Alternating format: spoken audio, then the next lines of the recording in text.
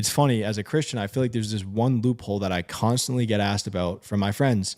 And I sit there and I tell them, I'm like, you have to wait until marriage. But people say, I'm in a committed relationship. I've been dating this girl for years. She's going to be my wife. Maybe it's finances. Maybe it's she's finishing up college. But it's like there's this rationalization in their head that it's okay. I'm telling God I'm going to be with her. But I just wanted your advice for those guys out there that they might be in a relationship. They might put God at the center, pray together, but they're committing that it's those sexual things, the most intimate form of love, before they put the ring on their finger and they're truly married. So just your thoughts on that. Yeah, all studies show that those who live together before they get married have a way higher divorce rate.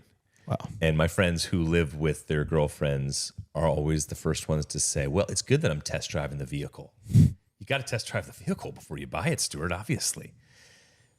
But the studies are completely against that. I love what you said, though, because it's such a slippery slope in our culture today, because now 75% of evangelicals think that premarital sex is fine.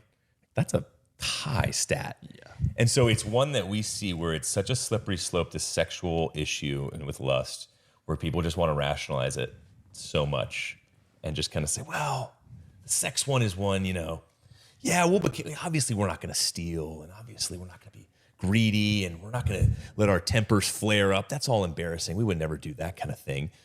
Sex, come on, our culture really says it's okay. Polyamory right now, open marriages, those who are in open marriages are considered, according to the New York Times recent poll, less weird than Sunday school teachers. So that's just another example of where our sexualized society is. It's like, it's an open marriage, that's fine. It's normal. You're test driving multiple vehicles now, and you get to own one. So for us, when you're in a committed relationship, and one in which you're not only giving your body physically to a spouse, but spiritually as well, I think you can only, in a sexual relationship, only give your body fully with the covenantal piece of God blessing it to have a holistic relationship that not only glorifies God, but one that brings security to each other, security to your kids, and helps you live the most joy out of.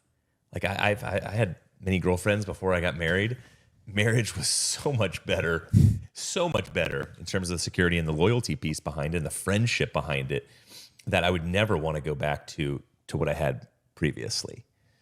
So people gotta kind of wake up with that, because again, the reason why the divorce rate is so high and still climbing at 54% is because they still want this type of whatever works for me and my own personal happiness, and if you fit my goal and my dreams, my strategy for life, I'll stay with you. But if not, no, this covenantal thing, not a thing. Let's just stick with the written contract that we can get down at town hall. Yeah. That's just a lot easier. So no, God calls us to covenant. And an atheist, I can't believe I'm quoting Candace Owens, but Candace Owens, as much as I like her, a lot of what she says, one of the things I really liked was she really pushed an atheist on, well, why are you married? What's the purpose of marriage? And she's spot on. If you don't believe in God, what's the ultimate purpose of marriage other than just a contract? But there's no covenantal basis for it. And why should you really remain loyal to somebody? Right. So that's why as Christians, we have that burden, which is such a healthy, enjoyable burden to have, where it is to stay loyal to God and to one another who you marry. Absolutely. And I think that comes back to love versus lust. In the society nowadays, people aren't willing to sacrifice for the people that they love. So instead of being the man and leading your woman to Christ, many people are like, you know what? We'll lead into sex. We'll lead into this stuff. But what they don't realize is these aren't just these rules from God. I feel like that he's trying to ruin your relationship and he's trying to take all the fun out of it. But I feel like for me, especially going with celibate in my life, I've come to realize how to truly love somebody, that God is actually protecting us and trying to give us a marriage that's going to last a lifetime. And that's a gift, like you said, Cliff, that is to be enjoyed. It's not a nasty thing. It's an amazing thing with the one person that you love. But I think it's as a man, you need to not only follow God, but prove to your wife that you love her for who she is in that period before it. And that's something that really helped me conceptualize it.